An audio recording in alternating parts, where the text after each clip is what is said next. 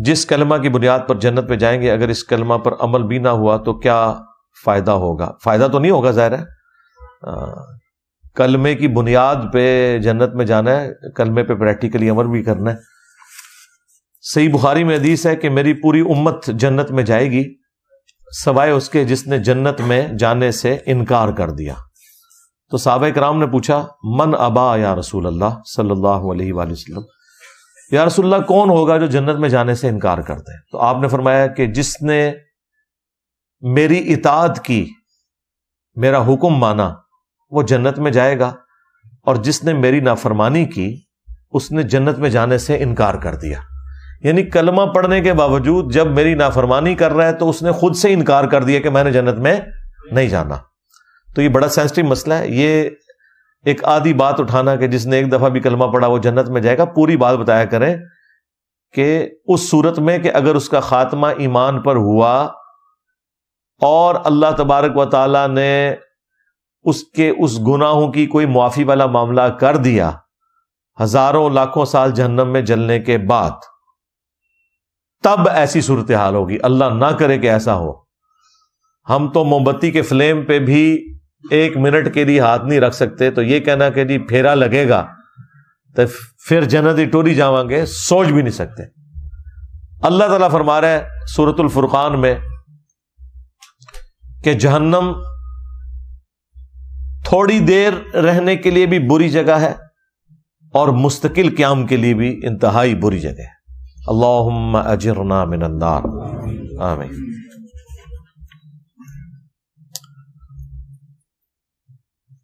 سورۃ الاحزاب کی آیت نمبر 72 میں انسان کو ظالم اور جاہل کیوں کہا گیا جبکہ اس نے اللہ کی امانت کو اٹھایا؟ یہ قرآن پاک لٹریچر کی زبان میں بات کرتا ہے، تو بیسیکلی اس کو اگر آپ انگریزی میں ٹرانسلیٹ کریں نا، کہ اللہ تعالیٰ یہ کہنا چاہ رہا ہے کہ انسان نے اس آفر کو انڈر ایسٹیمیٹ کر لیا، کہ اسے اندازہ نہیں تھا کہ یہ کہنا تو آسان ہے کہ جو کچھ بھی ہے تیرے محبوب کی امت میں ہے، غلامی رسول میں موت بھی قبول ہے، لیکن پریکٹیکلی جب قربانی دینے کی باری آئے تو ایسا ہوگا نہیں۔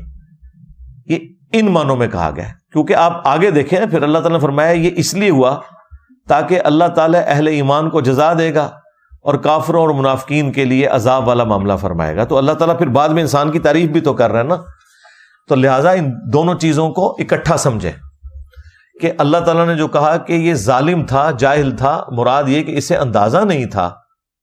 جاہل سے مراد آپ یہ سمجھ لیں جیسے جس کو کسی چیز کی سنگینی کا علم نہ ہو، اسے کہا جاتا ہے جاہل۔ ظالم اس اعتبار سے کہ خود اس نے اپنے لیے ایک ظلم والا معاملہ کر لیا، کہ اسے پتہ ہی نہیں تھا کہ میں یہ جو کچھ کرنے جا رہا ہوں اس کا اینڈ رزلٹ کیا نکلے گا، اپنے اوپر ظلم خود ہی کر لیا۔ اس نے آفر قبول کی تو اب اسے آفر نبھانی پڑے گی۔ اس کا قطعاً یہ مقصد نہیں تھا کہ اللہ تعالیٰ کے ڈیوائن پلان کے کو خلاف یہ بات ہو گئی ہے، اللہ بھی تو یہی چاہتا تھا۔ سورۃ البقرہ میں آیا کہ میں زمین میں اپنا ایک خلیفہ بھیجنے والا ہوں، تو یہ تو اللہ تعالیٰ نے ڈیسائیڈ کر دیا ہوا تھا کہ زمین میں خلیفہ بھیجنا ہے۔ اس کے لیے کوئی بھی ایک معاملہ ہونا تھا، وہ اللہ تعالیٰ کی حکمت تھی۔ تو یہ ان معنوں میں ہے۔ اور اگر کوئی یہ کہے کہ مجھے تو یاد ہی نہیں ہے کہ میں نے کوئی اللہ تعالیٰ سے اس قسم کا عہد کیا تھا، ہماری انسٹنکٹ کے اندر یہ عہد موجود ہے، اس کو چھوڑ دیں۔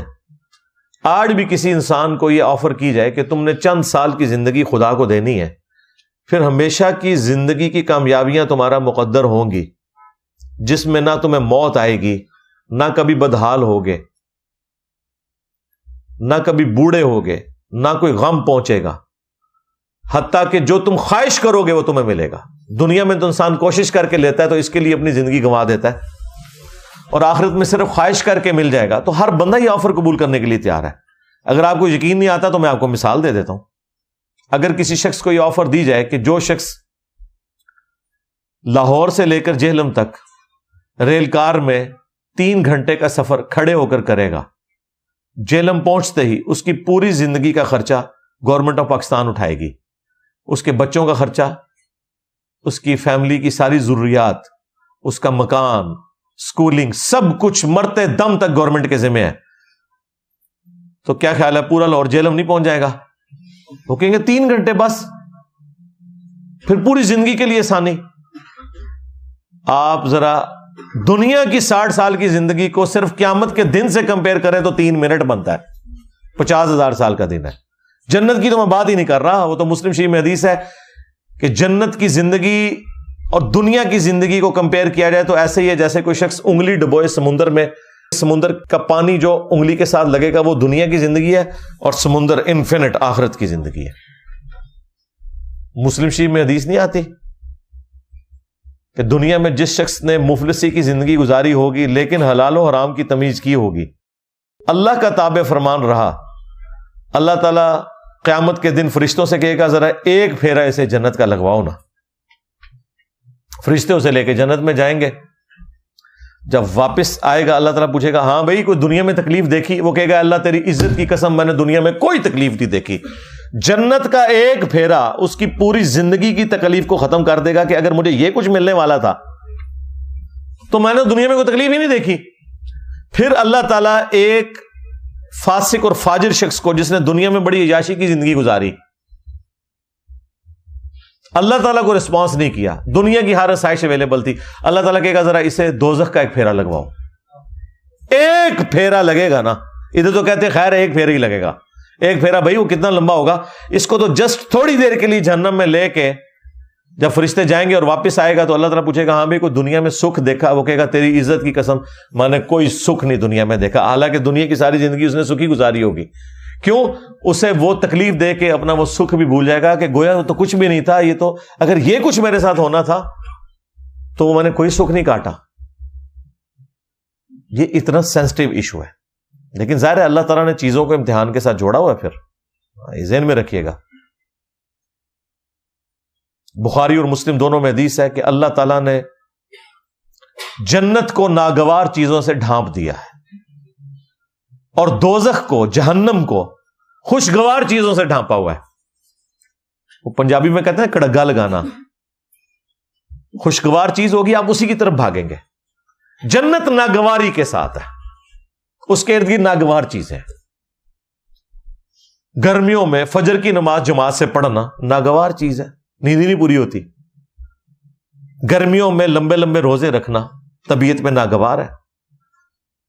سردیوں میں ٹھنڈے پانی سے کیا گرم پانی سے بھی وضو کر کے نماز پڑھنا بہرحال ایک ایفرٹ تو ہے، طبیعت پہ ناگوار ہے۔ دنیا میں حلال اور حرام کی تمیز کرنا طبیعت پہ ناگوار ہے، حرام سے بچنا طبیعت پہ ناگوار ہے۔ تو اللہ تعالیٰ نے جنت کو ناگوار چیزوں سے ڈھانپ رکھا ہے اور جہنم کو خوشگوار چیزوں سے، یعنی ہر وہ چیز جو طبیعت کو بڑی اچھی لگتی ہے، آسانی سے مل بھی جاتی ہے اور نفس کی تسکین کا سما بھی ہے، وہ آپ کو جہنم میں لے جائے گی۔ تو دیکھ لیں، اسی کو سپورٹیو حدیث ہے جامعہ ترمذی میں، ابو داؤد کے اندر، سنن نسائی کے اندر، ابن ماجہ کے اندر، کہ جب اللہ تعالیٰ نے جنت کو پیدا کیا تو حضرت جبرائیل سے کہا کہ ایک دفعہ ذرا جنت دیکھ کر آؤ۔ جب وہ دیکھ کے آئے تو اللہ تعالیٰ نے فرمایا ہاں بھائی جبرائیل کیا دیکھا؟ کہ یا اللہ مجھے نہیں لگتا کوئی شخص بھی ایسا ہوگا جو اپنا تن من دھن سب کچھ نہ لگا دے اس جنت کے حصول کے لیے، یہ تو ساری جنت میں جائیں گے، یہ جگہ ہی بڑی اچھی تو نے بنائی ہے۔ اللہ تعالیٰ نے فرمایا رکو ذرا صبر کرو۔ ہاں، اللہ تعالیٰ نے جنت کو ناگوار چیزوں سے ڈھانپ دیا، حلال اور حرام کی تمیز، شریعت کی پابندی کی تکلیف، سب کچھ۔ مومن کو تو روزانہ مرنا پڑتا ہے، سیدھی سی بات ہے، روزانہ جینا پڑتا ہے۔ اہمی تو نبی علیہ السلام نے فرمایا صحیح مسلم کی حدیث کے دنیا مومن کے لیے قید خانہ ہے اور کافر کے لیے جنت ہے۔ جب وہ دوبارہ گئے نا اور وہ جنت تک پہنچنے کے لیے وہ تمام تکلیف دیکھی، واپس آ کے انہوں نے کہا تیری عزت کی قسم مجھے نہیں لگتا کوئی بندہ جنت میں جانے میں کامیاب ہوگا، اتنی مشکل تو نے جنت کر دی ہے۔ پھر اللہ تعالیٰ نے جہنم کی طرف بھیجا حضرت جبرائیل علیہ السلام کو واپسی پہ پوچھا تو انہوں نے کہا تیری عزت کی قسم کوئی شخص بھول کے بھی کوئی ایسا عمل نہیں کرے گا کہ اسے یہ عذاب دیکھنا پڑے، مجھے نہیں لگتا کہ کوئی بندہ ایسا عمل کرے کہ جہنم میں جائے۔ پھر اللہ تعالیٰ نے جہنم کو خوشگوار شہوات سے ڈھانپ دیا، ہر اٹریکٹ فل چیز اس کے ساتھ ڈھانپ دیا۔ جب وہ دیکھ کے واپس آئے نا، پھر اللہ تعالیٰ نے پوچھا کہ اب جبرائیل سنا۔ انہوں نے کہا یا اللہ مجھے نہیں لگتا کوئی بندہ جہنم میں جانے سے بچ سکے، کیونکہ تو نے اس کو اتنا خوشنما بنا دیا ہے کہ اس امتحان میں شاید ہی کوئی کامیاب ہوگا، ادروائز سب کے سب جہنم میں ہی گریں گے۔ لیکن یہ حیران کن بات ہے، دنیا میں جتنے اعمال آپ کو جہنم میں لے جانے والے ہیں نا، جتنی خواہشات جہنم میں لے جانے والی ہیں، یہ ساری خواہشات جنت میں انعام کے طور پر ملنے والی ہیں۔ کتنی حیران کن بات ہے کہ دنیا میں یہ چیزیں جہنم میں جانے کا سبب ہے، آخرت میں جنت میں انعام میں یہ چیزیں ملنے والی ہیں۔ مرد کے لیے کیا سونے چاندی کے کنگن نہیں قرآن میں آیا، ریشمی لباس؟ یہاں تو 4 عورتوں کی اجازت، وہاں تو کتنی حوریں؟ ان کی تفصیلات طارق جمیل صاحب سے پوچھیں۔ ہر وہ چیز جو دنیا میں انسان کو ڈیویٹ کر کے جہنم تک پہنچا سکتی ہے نا، جنت میں وہی کچھ انعام مل رہا ہے۔ تو اس کا مطلب آپ سمجھ رہے ہیں کیا ہے؟ اس کا مطلب یہ ہے کہ دنیا میں بیسیکلی ان چیزوں سے روک کے اللہ تعالیٰ نے آپ سے ایک روزہ رکھوایا جس کی افطار جنت میں ہوگی۔ جس طرح دنیا میں آپ حلال چیزیں چھوڑ دیتے ہیں نا روزے کی حالت میں، کیونکہ روزے کی حالت میں وہ چیزیں کھانے سے آپ کا روزہ ٹوٹ جائے گا۔ روزہ دار کے لیے کھانا کھانا، پانی پینا حرام ہے، افطار کے بعد وہ کر سکتا ہے۔ تو لہذا دنیا میں جو آپ کو نعمتیں جن سے اللہ تعالیٰ نے روکا ہوا ہے، یا اس کے اوپر کوئی قدغن لگائی ہوئی ہے یا پابندی لگوائی ہوئی ہے، وہ جنت میں اللہ تعالیٰ نے اٹھا لینی ہے، اور وہی آپ کے لیے انعام بھی ہے۔ اس سے بڑا کیا انعام ہوگا کہ بخاری مسلم میں حدیث ہے، جب جنتی جنت میں داخل ہوں گے تو اللہ تعالیٰ کی طرف سے ایک فرشتہ ندا کرے گا کہ آج کے بعد تمہیں کبھی موت نہیں آئے گی، ہمیشہ زندہ رہو گے۔ لو جی ختم، سب سے بڑی تلوار ختم۔ آج کے بعد تمہیں کبھی بڑھاپا نہیں آئے گا، ہمیشہ جوان رہو گے۔ آج کے بعد کبھی تم بدحال نہیں ہوگے، ہمیشہ خوشحال ہی رہوگے۔ خوشحالی کیا ہے؟ جو آپ خواہش کریں گے وہ آپ کو ملے گا۔ اور چوتھی چیز فرمائی، آج کے بعد اللہ کبھی بھی تم سے ناراض نہیں ہوگا، ہمیشہ راضی رہے گا۔ یعنی جنت میں آپ جو مرضی کریں، اللہ کی نافرمانی نہیں ہوگی۔ کتنی بڑی نعمت ہے۔ تو دنیا میں روزہ ہے اور جنت میں آخرت میں وہ کھلنے والا ہے۔ ہاں، یہاں جو بندے پابندی کر لیں گے، بخاری مسلم میں حدیث ہے، جنت اور جہنم کے درمیان لا کر موت کو مینڈے کی شکل میں ذبح کر دیا جائے گا۔ اللہ تعالیٰ پھر مبارکباد دے گا جنتیوں کو کہ جاؤ بے فکر ہو جاؤ، میں نے موت ہی ختم کر دی، میری مخلوق تھی نا، ختم کر دی۔ الذی خلق الموت والحیات لیبلوکم ایکم احسن عملا۔ اللہ نے زندگی اور موت کو اس لیے پیدا کیا تاکہ تمہاری جانچ کرے۔ موت اللہ کی مخلوق ہے، اس کو اللہ تعالیٰ ختم کر دے گا۔ جب وہ ختم کر دے گا تو کسی کو موت آئے گی نہیں، اور جہنمیوں کو کہا جائے گا کہ جاؤ آپ اپنی بدبختی کے اوپر چیخو پکارو، تمہیں بھی موت نہیں آئے گی، ہمیشہ کے لیے جہنم میں رہو گے۔ وَلِعَوْذُ بِاللَّهِ تَعَالَى اللہم اجرنا من النار، اللہم انا نسألک جنت الفردوس مع النبیین والصدیقین والشہداء والصالحین، آمین۔ تو انسان تھوڑا سا غور و تفکر کرے تو انسان کو پتہ چل جائے گا کہ کوئی اللہ تعالیٰ نے انسان کے ساتھ ظلم نہیں کیا۔ یہ جو آفر لگائی ہے یہ تو ہر بندے نے ویل کر لینی ہے۔ لہذا وہ بات شروع ہوئی تھی سورہ الاحزاب کی اس آیت سے کہ انسان ظالم تھا، جاہل تھا، اس نے انڈر ایسٹیمیٹ کیا، لیکن جب کامیاب ہو جائے گا پھر اسے کہا جائے گا بھائی مبارک ہو، فرشتے جنت کے دروازوں پہ استقبال کر رہے ہوں گے۔ تو یہ اللہ کے پلان کا حصہ تھا، اس لیے اللہ تعالیٰ نے آن کیا۔ پھر دیکھیں اللہ تعالیٰ نے اپنے پیغمبروں کو بھیجا، ان کے ساتھ کتابیں نازل کی تاکہ انسان کو اس ہدایت کے سفر پہ چلنا آسان ہو جائے۔ سورہ النساء میں اللہ تعالیٰ نے فرمایا ہم نے انبیاء اور کتابیں اس لیے بھیجی تاکہ قیامت کے دن کوئی اللہ تعالیٰ کے اوپر حجت نہ کر سکے، انبیاء اور کتابوں کے آ جانے کے بعد۔ یعنی حالانکہ اللہ تعالیٰ اس چیز کا پابند نہیں تھا، پھر بھی اس کی شفقت ہے، نور علی نور اس نے کیا ہے۔ ایک ہماری انسٹنکٹ میں اچھائی اور برائی کی تمیز ڈال دی۔ ہر شخص جھوٹ بولنے کو برا اور سچائی کو اچھا سمجھتا ہے، چاہے اس کے پاس نبیوں کی تعلیمات نہ بھی پہنچی ہو۔ ہاں، جب نبیوں کی تعلیمات آ جاتی ہیں وہ نور علی نور، نور کے اوپر نور ہو جاتا ہے، پھر تو ہر چیز کھل کے سامنے آ جاتی ہے۔ اس کے باوجود کوئی شخص جہنم میں چلا جائے تو اس کے اپنے اعمال ہیں، اللہ تعالیٰ نے انسان کے اوپر ظلم نہیں کیا۔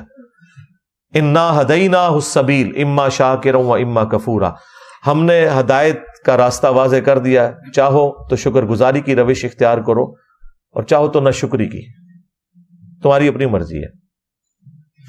لیکن اس کا یہ مطلب نہیں ہے کہ جو اللہ نے یہ آفر دیے تو اس کا مطلب ہے کہ اللہ تعالیٰ بے پرواہ ہے اس معاملے میں، جو مرضی کرتے رہو۔ نہیں، اللہ تعالیٰ اپنے تابع فرمان بندوں کو جنت میں پھر بھیجے گا اور جو نافرمان ہے انہیں جہنم میں بھیجے گا۔ یہ کوئی نہیں کہہ سکتا کہ میری تقدیر میرے اوپر غالب آ گئی، نہیں، اللہ تعالیٰ نے بالکل واضح فرما دیا ہے سورہ الزمر کے اندر۔ اور میں تو اس آیت کو سورہ الزمر سورت نمبر 39 کی آیت نمبر 7 ہے، میں اسے کہتا ہوں یہ مسئلہ تقدیر کو حل کرنے والی ہے۔ جو لوگ تقدیر کا سہارا لیتے ہیں نا اپنی برائی کے اوپر پردہ ڈالنے کے لیے، اللہ تعالیٰ کے کھاتے میں ڈال دیتے ہیں، ان کے لیے شرم کا مقام ہے۔ اللہ تعالیٰ نے کس طرح قرآن پاک میں آیات کھول کے بیان کی ہیں۔ سورہ الزمر سورت نمبر 39 آیت نمبر 7، ان تکفروا فإن اللہ غنی عنکم، اگر تم کفر کی روش اختیار کرو گے، ناشکری کرو گے، تو جان لو بے شک اللہ تعالیٰ بے پرواہ ہے تم سے۔ یہ نہیں ہوگا کہ تمہاری ناشکری کرنے سے، تمہاری نافرمانی کرنے سے، تمہارے بے نمازی رہنے سے کوئی اللہ تعالیٰ کو نقصان ہو رہا ہے، کوئی اس کی کوئی کوالٹیز میں کوئی نقص آ جائے گا، نہیں۔ وَلَا يَرْضَى لِعِبَادِهِ الْكُفْرَ، لیکن یاد رکھنا اللہ اپنے بندوں سے کفر کے لیے راضی نہیں ہے۔ اگرچہ اس نے کھلی چھٹی دی ہوئی ہے، وہ تو بے پرواہ ہے، لیکن راضی نہیں ہوگا۔ وَإِن تَشْكُرُوا يَرْضَهُ لَكُمْ، اور اگر تم شکر گزاری کی روش اختیار کرو گے پھر ہی وہ تم سے راضی ہوگا، اسی میں وہ تم سے راضی ہے۔ لہذا یہ جو ہم کہتے ہیں نا اللہ کو کوئی پرواہ نہیں ہے، مراد یہ نہیں کہ جو مرضی کرتے رہو، مراد یہ کہ اللہ کو فرق نہیں پڑے گا لیکن تسی مارے گئے، کہتے جی اللہ نو ساڑیاں نمازاں چاہیے نا، بھئی اللہ کو نہیں چاہیے، تمہیں چاہیے نمازیں۔ اللہ نے تو کہہ دیا مجھے فرق نہیں پڑتا، لیکن تو گیا اگر تو میرا نافرمان ہوا۔ اور اس سے یہ بات بھی کلیئر ہوئی کہ جو یہ اکثر جملہ بولا جاتا ہے نا کہ دنیا میں جتنے بھی کام ہو رہے ہیں یہ اللہ کی مرضی سے ہو رہے ہیں، یہ بالکل غلط جملہ ہے۔ دنیا میں سارے کام اللہ کی مرضی سے نہیں ہو رہے۔ کیا شرک، کفر، بدکاری اللہ کی مرضی سے ہو رہی ہے؟ نہیں، اللہ کی مرضی تو اللہ نے کہہ دیا کہ میری مرضی کیا ہے، وَلَا يَرْضَى لِعِبَادِهِ الْكُفْرَ، میں ناشکری کی روش اپنے بندوں کے لیے پسند نہیں کرتا، میری کوئی مرضی نہیں اس میں، اللہ کی اجازت سے سب کچھ ہو رہا ہے، پکڑے گا نہیں۔ جس نے اذان کی آواز میں مسجد میں جانا ہے جائے، جس نے نہیں جانا اس کے پاؤں زمین میں نہیں دھسیں گے، اجازت ہے، جو مرضی کرو، لیکن آخرت میں پکڑ لے گا۔ مرضی یہ نہیں ہے کہ جو مرضی کرو، مرضی یہی ہے کہ پیغمبروں کی پیروی کرو، کتابوں کے پیچھے چلو۔ وَإِن تَشْكُرُوا يَرْضَهُ لَكُمْ، اور اگر شکر گزاری کی روش اختیار کرو گے تو اللہ تعالیٰ اپنے بندوں سے یہی پسند کرتا ہے۔ وَلَا تَزِرُ وَازِرَةٌ وِزْرَ أُخْرَى، اور جان لو کہ کوئی جان دوسری جان کا بوجھ قیامت کے دن نہیں اٹھائے گی۔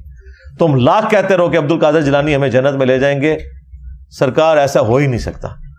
جب نبی الاسلام اپنی بیٹی خاتون جنت کے بارے میں یہ کہہ رہے ہیں نا کہ میری بیٹی فاطمہ میرے مال سے جو لینا ہے لے لے، اگر اللہ کے حضور پکڑی گئی تو میں تیرے کچھ کام نہیں آؤں گا۔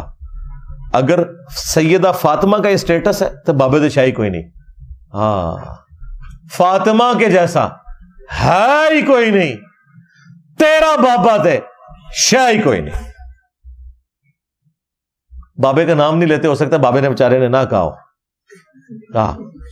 یہ بھی ہو سکتا ہے نا، کہا ہوا تو پھنس جائے گا، نہ کہا ہوا تو بچ جائے گا. ہمیں تو کسی بابے سے کوئی انٹرسٹ نہیں.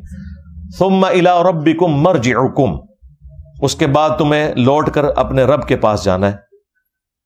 فینبئکم بما کنتم تعملون، تو وہ تمہیں پھر خبر دے دے گا جو کچھ تم دنیا میں کیا کرتے تھے. انہ علیم بذات الصدور، بے شک وہ تو سینوں کے چھپے ہوئے رازوں کا بھی جاننے والا ہے. اللہم حاسبنا حسابا یسیرا، آمین. گرفت پہ آ جائے تو وہ سورہ المومن میں آئے کہ وہ آنکھوں کی خیانت کو بھی جانتا ہے. آنکھ سے بھی کسی نے کوئی خیانت کی ہے، بدنگاہی کی ہے، یا اس کے ذریعے کسی کو نقصان پہنچانے کی کوشش کی ہے، وہ اللہ تعالیٰ اس کو بھی جاننے والا ہے. والعیاذ باللہ تعالی. تو یہ معاملہ بالکل کلیئر ہے. پھر ایک اور آیت ہے مسئلہ تقدیر کے حوالے سے، وہ بھی کمال ہے، سورہ طٰہٰ. اس میں اللہ تعالیٰ نے اینڈ پہ جا کے اس حوالے سے عقیدہ کلیئر کیا ہے. جو ان لوگوں کا یہ وتیرہ بن چکا ہے نا کہ ہر چیز تقدیر کے اوپر ڈالتے ہیں، وہ اللہ تعالیٰ نے سٹیٹس کلیئر کر دیا ہے. اور کہتے نہیں ہماری تو قسمت تھی، ہم بدبخت نکلے. اللہ نے بتایا کہ بدبخت کون ہے. بدبخت وہ نہیں ہے جو اپنی مرضی سے اللہ رسول کا راستہ اختیار کرتا ہے. بدبخت وہ ہے جو اپنی مرضی سے اللہ اور اس کے رسول کی نافرمانی کرتا ہے اور پھر وہ بدبختی کا مستحق ہو جاتا ہے. تو یہ ہے آیت نمبر 123 قصہ آدم اور ابلیس کے کانٹیکسٹ میں.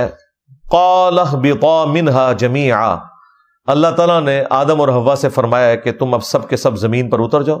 سب کے سب سے مراد ہے کہ تم بھی اور تمہاری اولاد جو ہونے والی ہے. بعضکم لبعض عدو، تم میں سے بعض کا دشمن ہوگا. ظاہر ہے شیاطین بھی دشمن، انسان بھی انسانوں کے دشمن، یہ سارا معاملہ چلے گا. لیکن ایک بات یاد رکھنا، فَإِمَّا يَأْتِيَنَّكُم مِّنِّي هُدًى، اب جب کبھی بھی میری طرف سے کوئی ہدایت کی کتاب آئے گی نا تمہاری طرف، فَمَنِ اتَّبَعَ هُدَايَ، تو جو کوئی بھی پھر ہدایت کی کتاب کی پیروی کرے گا، فَلَا يَضِلُّ وَلَا يَشْقَى، تو نہ وہ کبھی گمراہ ہوگا اور نہ بدبخت ہوگا. یہ دیکھ لیں، اللہ تعالیٰ فرما رہا ہے جو کتابوں کی انبیاء کی پیروی کرے گا نہ وہ بدبخت ہوگا نہ گمراہ ہوگا. اس کو وائس ورثہ کر لیں، جو اپنی مرضی سے کتابوں کا انبیاء کا نافرمان ہوگا وہ خود بدبختی کمائے گا، وہ خود گمراہ ہو رہا ہوگا. تو یہ ویسے ہی لوگ آ کے بڑے بولے بن کے پوچھ رہے ہوتے ہیں نا ہم سے، او جی اگر ہماری تقدیر میں پہلے ہی لکھا ہوا ہے، تیری تقدیر واقعی لکھی ہے بدبختہ. ہاں آج اگر گورنمنٹ اناؤنسمنٹ کرے نا کہ فجر کی نماز جو جماعت سے پڑھے گا فی فجر کی نماز $1000 دیے جائیں گے اسے، سب تو بڑا بدبخت لے آؤ، وہ بھی بدبخت نہیں ہوئے گا. اپنی مرضی سے سب کچھ کر رہا ہوتا ہے انسان، خام خواہ وہ تقدیر کا سہارا لے رہا ہوتا ہے اپنے آپ کو سیٹسفائی کرنے کے لیے، کبوتر کی طرح آنکھیں بند کر لیتا ہے. ایسا بالکل نہیں ہوتا، ایسا تو نہیں ہوتا، ایسا تو نہیں ہوتا. یہ پتا ہوتا ہے کہ ایسا نہیں ہوتا. اپنے دنیاوی معاملات کے اندر کوئی شخص بھی تقدیر کے اوپر معاملات کو نہیں ڈالتا. جیسے ہی دین پہ چلنے کی باری آتی ہے تو کبھی تقدیر غالب آ جاتی ہے، کبھی کوئی اور مسئلہ غالب آ جاتا ہے، پھر کہتے ہیں دعا کرو جی اللہ تعالیٰ توفیق دے. بے توفیق کیا، تم تو توفیق ملنی نہیں. کوشش کرو پھر دعا کوئی فائدہ دے گی. ادروائز اگر کوئی شخص خود بدبختی پہ اترا ہوا ہے اسے تو پیغمبر کی دعا کوئی نفع نہیں دے سکتی اگر کوئی شخص خود سویا ہوا ہے. ہاں انک لا تہدی من احببت ولکن اللہ یہدی من یشاء، اے نبی جس سے تم محبت کرتے ہو تم اسے ہدایت نہیں دے سکتے. اللہ جسے چاہتا ہے ہدایت دیتا ہے اور اسے بہتر پتہ ہے کس کو ہدایت دینی ہے. کس کو دینی ہے؟ والذین جاہدوا فینا لنہدینہم سبلنا، جو لوگ ہماری راہ میں کوشش کرتے ہیں ہم ان کے لیے اپنی راہیں کھول دیتے ہیں. جو بدبختی پہ اترا ہوا ہے بھائی اس کو قرآن و سنت سے کیا لینا دینا. جو سیریس ہوگا وہ پہنچ جائے گا. مولا علی علیہ السلام کہتے ہیں کہ ایک دن میں نے رسول اللہ سے پوچھا، صحیح بخاری مسلم دونوں میں حدیث ہے اور یہ مسئلہ تقدیر کے حوالے سے بڑی اسٹانشنگ حدیث ہے، کہ یا رسول اللہ اگر اللہ کی تقدیر میں جنتیوں کا جنت میں جانا جہنمیوں کا جہنم میں جانا لکھ ہی دیا گیا ہے تو پھر ہم عمل کیوں کرتے ہیں؟ لو جی دنیا میں اگر کوئی سب سے امپورٹنٹ کوسچن ہے نا جو ہر انسان پوچھتا ہے وہ مولا علی نے 8 سے 1400 سال پہلے پوچھ کے تہاڈی منجی ٹھکوا دیتی ہے. بدبختو، نافرمانو. اب کھل کے سوال کیا. اچھا حضور نے اب جو جواب دیا وہ کمال ہے. ویل لیفٹ بھی کیا ہے اور جواب بھی دیا ہے بڑے احسن انداز میں. آپ نے فرمایا کہ تم عمل کرتے رہو، جنتیوں کے لیے جنت والے عمل آسان ہو جائیں گے، جہنمیوں کے لیے جہنم والے عمل آسان ہو جائیں گے. اب دیکھیں کتنا بڑا چھکا مارا ہے. یعنی جو شخص الٹے کام کر رہا ہے اسے اب کسی سے پوچھنے کی ضرورت نہیں، واقعی جہنمی ہے تو. اور جو کوشش کر رہا ہے اب اسے کسی سے پوچھنے کی ضرورت نہیں، انشاءاللہ وہ جنتی ہے، جبھی وہ جنت کے راستے پہ چل نکلا. اچھا نبی الاسلام نے جب یہ بات کی، ساتھ پھر آپ نے قرآن کی آیت پڑھی، فَأَمَّا مَنْ أَعْطَى وَاتَّقَى وَصَدَّقَ بِالْحُسْنَى فَسَنُيَسِّرُهُ لِلْيُسْرَى. جس نے عطا کی روش اختیار کی، فیاضی کی روش اختیار کی، غریبوں کا خیال رکھا، شکر گزاری کی روش اختیار کی، وَصَدَّقَ بِالْحُسْنَى، اور ہر اچھی بات کی تصدیق کی. جب جب اسے پتا چلتا رہا نا کہ یہ بات یوں ہے تو فوراً اس پہ عمل کیا. پھر اس نے نہیں دیکھا کہ میرے بزرگ بابے کیا کرتے تھے. اسے پتا چلا بخاری مسلم میں نماز کا طریقہ یہ لکھا ہے، اس نے رفع الیدین شروع کر دیا. اسے پتا چل گیا قرآن میں توحید یہ بیان ہوئی ہے، اس نے پھر واقعی عقیدہ ایاک نعبد و ایاک نستعین کے مطابق رکھ لیا. تو اس کے لیے پھر آخرت کی منازل آسان ہوتی جائیں گی. وَأَمَّا مَن بَخِلَ وَاسْتَغْنَى وَكَذَّبَ بِالْحُسْنَى، جس نے بخل کنجوسی کی روش اختیار کی اور بے پرواہ رہا،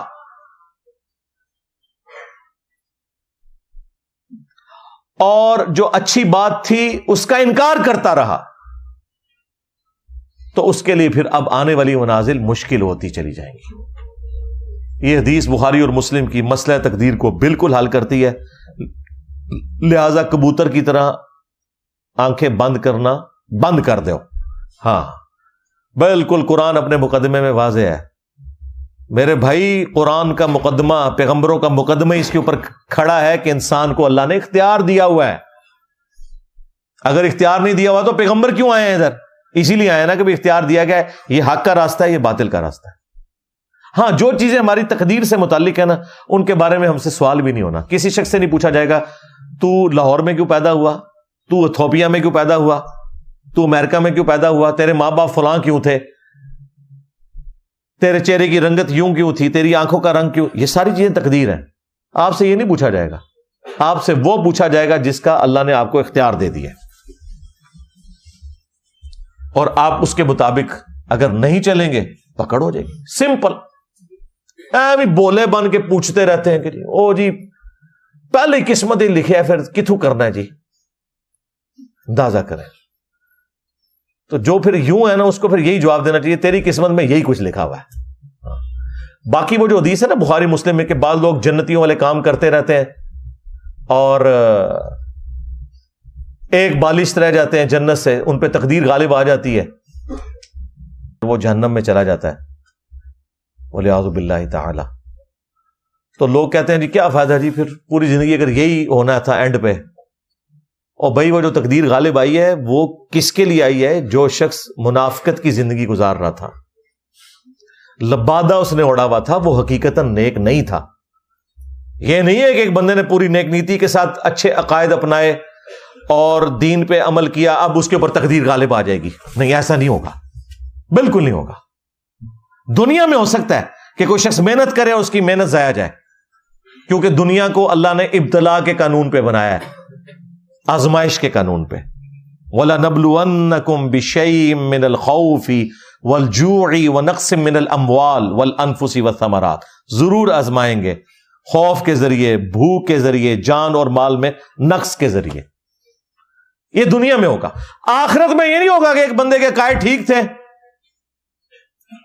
اور قیامت والے دن پہنچا نیک اعمال کر کے اور اللہ تعالیٰ کہ نہیں تو اب جہنم میں جائے گا، میری تقدیر کا یہ فیصلہ ہے کہ تیرے اوپر میں یہ غالب کر دوں گا جیسا دنیا میں. اسی لیے اللہ تعالیٰ نے ہمیشہ آخرت کے لیے کہا ہے کہ میں اپنے وعدے کی خلاف ورزی نہیں کرتا. یہ آیت آپ کو کبھی بھی سمجھ نہیں آنی تھی کہ یہ اللہ تعالیٰ کو کیوں کہنا پڑتا ہے. قرآن پاک میں بار بار کہ اللہ تعالیٰ اپنے وعدے کے خلاف نہیں کرتا، اللہ تعالیٰ اپنے وعدے کے خلاف نہیں کرتا، اللہ تعالیٰ اپنے وعدے کے خلاف، کیونکہ انسان کو کبھی خیال آ سکتا ہے یار دنیا میں محنت کی تھی، اینڈ تے بھی پتہ لگے کہ آخرت بھی یہی کچھ ہو گیا جس طرح دنیا کی بیڈ لک ہوئی تھی۔ آخرت میں بیڈ لک نہیں ہونی، یہ بیڈ لک کا تعلق اس دنیا کے ساتھ ہے۔ آخرت میں آپ کے لیے گڈ لک ہے اگر آپ نے انبیاء کی پیروی کا راستہ اختیار کیا ہے انشاءاللہ تعالی۔ ہاں بالکل کلیئر کٹ۔ تو اس فرق کو آپ سمجھ لیں، یہ لوگ بعض اوقات اس کو مکس کر دیتے ہیں، ایسا بالکل نہیں ہے، بالکل کلیئر کٹ۔ جو مولا علی کو حضور نے فرما دیا نا کہ جنتیوں کے لیے جنت کے عمل آسان ہو جائیں گے، جہنمیوں کے لیے جہنم والے اعمال آسان ہو جائیں گے، بس۔ آپ دیکھ لیں دنیا میں آپ کو بھی اندازہ ہو جاتا ہے بعض لوگ کتنا اللہ کو سیریس لیتے ہیں، چھوٹی سی بات کے اوپر بھی کتنے وہمی ہو جاتے ہیں۔ تو میں اس طرح کے جب لوگوں کو دیکھتا ہوں میں کہتا ہوں جی جنتی روحیں دنیا میں ہی پہچانی جاتی ہیں، کس طرح معاشرے سے ٹکر لے لیتے ہیں اللہ اور اس کے رسول کی خاطر عز و جل و صلی اللہ علیہ وسلم، اور کتنے جنہوں نے صرف دین کا لبادہ اڑا ہوا ہے، ذرا سی کوئی تکلیف آئی وہ پڑا ہوا ہے دین، دنیا کی پرائورٹی ان کے لیے ٹاپ پرائورٹی ہوتی ہے، اللہ ان کے لیے ٹاپ پرائورٹی نہیں ہوتا۔ وَلِعَاذُ بِاللَّهِ تعالی۔ اللہ تعالی ہمیں استقامت کے ساتھ قرآن و سنت کی تعلیمات پر عمل کر کے دوسرے بھائیوں تک پہنچانے کی بھی توفیق عطا فرمائے، آمین۔ اللہم انی اسألک بأنک انت اللہ لا الہ الا انت الاحد الصمد الذی لم یلد ولم یولد ولم یکن لہ کفوا احد وإلہکم الہ واحد لا الہ الا هو الرحمن الرحیم الف لام میم اللہ لا الہ الا هو الحی القیوم اللہم صلی علی محمد وعلی آل محمد ربنا آتنا فی الدنیا حسنہ وفی الآخرة حسنة وقنا عذاب النار اللہم احسن عاقبتنا فی الامور كلها واجرنا من خزی الدنیا وعذاب الآخرة ربنا آتنا من لدنک رحمة وهیئ لنا من امرنا رشدا اللہم اغفر لحینا ومیتنا وشاہدنا وغائبنا